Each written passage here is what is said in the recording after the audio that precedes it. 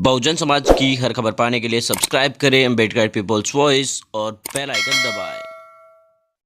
हरबैंड्स में नूरतराम रोलियर आप देखना शुरू कर चुके हैं अम्बेडकर पीपल्स वॉइस। कानपुर मामले का मास्टरमाइंड विकास दुबे आज पकड़ा गया या सरेंडर कर दिया गया, लेकिन इस मामले का असली बोझ कौन है? विकास दुबे का आका कौन है? विकास दुबे का बोझ कौन है? इसकी अभी तक किसी को भी पनक नहीं लगी। और सबसे बड़ा सवाल यही है कि विकास दुबे तो एक मोहरा है, तो फिर उसके पीछे किस व्यक्ति का इतना बड़ा हाथ था कि विकास दुबे जो है इतना बड़ा पावरफुल कदम उठाने में वो बिल्कुल नहीं चूका। 8 जवानों को मारकर उत्तर प्रदेश के कानपुर से सीधा मध्य प्रदेश पहुंच जाता है, और वो भी लॉकडाउन काल के दौरान। आपको पता है देश भर में किस तरीके की सिक्योरिटी है, कोरोना वायरस का काल है। पिछले दिनों लगातार मजदूर जो है दिल्ली बॉर्डर क्रॉस करने के लिए भी तड़प रहे थे। कई लोगों की जान चली गई अपने घर पहुंचने के लिए बॉर्डर पर खड़े खड़े, लेकिन वो अपने घर नहीं जा पाए। और एक कुख्यात अपराधी जिसके वीडियो, जिसके फोटोज, तमाम चीजें सोशल मीडिया से लेकर जगह जगह पर पुलिस भी दिखा रही थी, सोशल मीडिया पर भी वायरल थे, टीवी चैनल्स पर चल रहे थे। वो व्यक्ति उत्तर प्रदेश कानपुर से जाकर कई राज्यों की बॉर्डर क्रॉस करते हुए उज्जैन मध्य प्रदेश पहुंच गया। कैसे पहुंच गया, ये बहुत बड़ा सवाल है। आपको बता दें कि इस घटनाक्रम के सामने आने के बाद एक चीज साफ है कि बिना किसी के सहयोग के या बिना किसी के समर्थन किए क्या विकास दुबे इतनी दूर या इतना लंबा सफर तय कर सकता है? बहुत मुश्किल है, क्योंकि विकास दुबे को जो बताया ये जा रहा है कि विकास दुबे के पास किसी ने गाड़ियां भी उपलब्ध करवाई होगी, उसको रहने का भी कुछ दिया होगा, कुछ इंतजाम किया होगा। एक दूसरी जो बात सबसे बड़ी खटक रही है वो ये है कि विकास दुबे इतना बड़ा गैंगस्टर है और इतना बड़ा मास्टरमाइंड था कि उसने 8 पुलिस वालों को आपको बता दें कि शहीद कर दिया। उस व्यक्ति को जब सरेंडर किया उसने महाकाल मंदिर के सामने, जब उसको पकड़ा गया तो उसके पास एक भी हथियार नहीं मिला।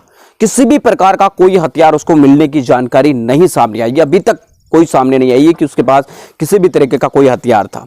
उसने खुले आम आपको बता दें कि वहां पर फोटो सेशन करवाए, जो महाकाल मंदिर है वहां पर फोटो खिंचवाई, उसके बाद अपने आप की गिरफ्तारियां दी है। तो यानी कि एक चीज साफ है कि ये सब कुछ बिना किसी के सहयोग के अकेला विकास दुबे कर सके ऐसा बिल्कुल भी नजर नहीं आता। और ना ही आपको बता दें कि विकास दुबे को गिरफ्तार करने के बाद उसके चेहरे पर किसी भी प्रकार का कोई शिकन या डर नजर आ रहा था। विकास दुबे का जो वीडियो सोशल मीडिया पर वायरल हुआ उसमें साफ तरीके से वो कहता हुआ दिखाई दे रहा है कि मैं वही कानपुर वाला विकास दुबे हूं, खुलेआम वो कह रहा था। तो यानी कि राजनीति, इसके अलावा यानी कोई ना कोई तो उसका बोझ जरूर है। इसके पीछे तो पक्की जो बात है, क्योंकि खुद राजनीति के बड़े बड़े मास्टरमाइंड, खुद बहन जी ने यह बात कही है। बीएसपी अध्यक्ष मायावती जी ने अपने ट्विटर अकाउंट से लिखा है कि विकास दुबे के पीछे कौन कौन व्यक्ति है राजनीति में, सरकारी षड्यंत्र में, कौन कौन ऐसे लोग हैं जो सरकारी अफसर हो या राजनीति में जो विकास दुबे को समर्थन कर रहे थे, विकास दुबे के साथ खड़े, उन लोगों को सार्वजनिक किया जाना चाहिए। अखिलेश यादव ने भी सवाल खड़े किए कि विकास दुबे के पिछले कई दिनों की जो कॉल डिटेल है उसको चेक करना चाहिए कि कौन कौन उसके समर्थन में था, कौन कौन उसके साथ था, कौन कौन उससे मिला हुआ है, और इन कॉल डिटेल्स को सार्वजनिक करना चाहिए ताकि तमाम आम लोगों को पता चले और इस तरीके का कदम उठाने से पहले लोग सोच सके। तो यानी कि विपक्ष सवाल उठा रहा है और मध्य प्रदेश की जो सरकार है वो अपने लोगों की पीठ थपथपा रही है, अपनी पुलिस की पीठ थपथपा रही है। जबकि वो आपको बता दें कि वही विकास दुबे मध्य प्रदेश में बॉर्डर क्रॉस करके उज्जैन जा पहुंचा, लेकिन उसके बावजूद नहीं पकड़ा गया और उज्जैन के अंदर उसने सरेंडर कर दिया। तो उसके बाद सूबे के मुख्यमंत्री और मंत्री जो है, तमाम लोग अपने अपनी जो सरकार, अपनी पुलिस है उसकी पीठ थपथपाने में लगे हुए हैं। अब बात यह है कि क्या विकास दुबे का जो बोस है वो सामने आ पाएगा? क्या विकास दुबे के हाथ पर जिसका संरक्षण है, जिनके विकास दुबे के सिर पर जिनका संरक्षण है, क्या वो कभी लोगों के सामने आ पाएंगे? क्या आप लोगों को या हम लोगों को कभी पता चल पाएगा कि विकास दुबे किसके हाथ पे चढ़ा था?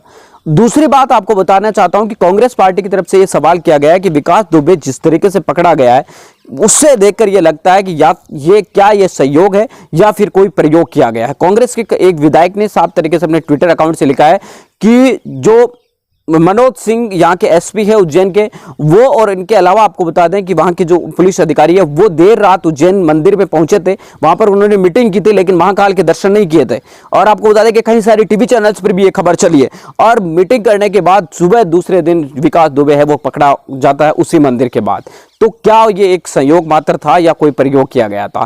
कुल मिलाकर देखने की जो भी बातें रही हो, लेकिन आपको बता दें कि जो विकास दुबे है वो अकेला इंसान नहीं है, उसके पीछे या उसके ऊपर राजनीति के किसी बड़े व्यक्ति का हाथ है, इसमें कोई दो राय नहीं है। राजनीति में हो चाहे कहीं और हो, किसी भी तरीके का एक बड़े व्यक्ति का हाथ है, वो बिना बड़े व्यक्ति के हाथ के या समर्थन के इतना बड़ा काम भी नहीं कर सकता था और बिना इतना बड़ा कदम भी वो नहीं उठा सकता था।